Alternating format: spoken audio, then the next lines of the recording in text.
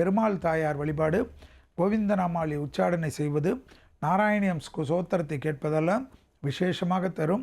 இந்த புரட்டாசி மாதத்தில் இருக்கக்கூடிய 15 நாட்கள் பெரிய அளவுக்கு ஏற்றத்தை தனுசு ராசிக்காரர்களுக்கு தொழிலிலும் கொடுக்கும், குடும்பத்திலும் கொடுக்கும், பயணத்திலையும் கொடுக்கும், பணவரவிலும் கொடுக்கும், ப்ரமோஷன்லையும் கொடுக்கும், அரசு துறையிலையும் கொடுக்கும், அரசியல்வாதிகளுக்கு கொடுக்கும், மருத்துவத்துறையில் பெரிய விருதுகளெல்லாம் கொடுக்கக்கூடிய எல்லாமே உங்களுக்கு ப்ளஸ் ப்ளஸ் ப்ளஸ் என்று காணப்படக்கூடிய அமைப்பு என்பதை ஞாபகத்தில் வைத்துக் கொள்ளுங்கள்.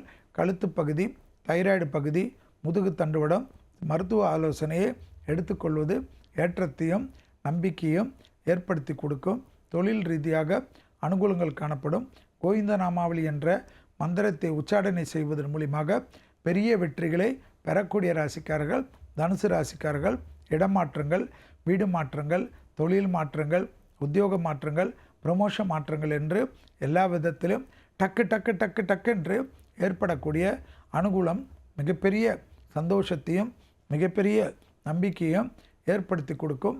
வியாபாரத்தில் இருந்த சிக்கல்கள் பரிபூர்ண நிவர்த்தி ஏற்படுவதும் கண்கூடாக பார்க்கலாம்.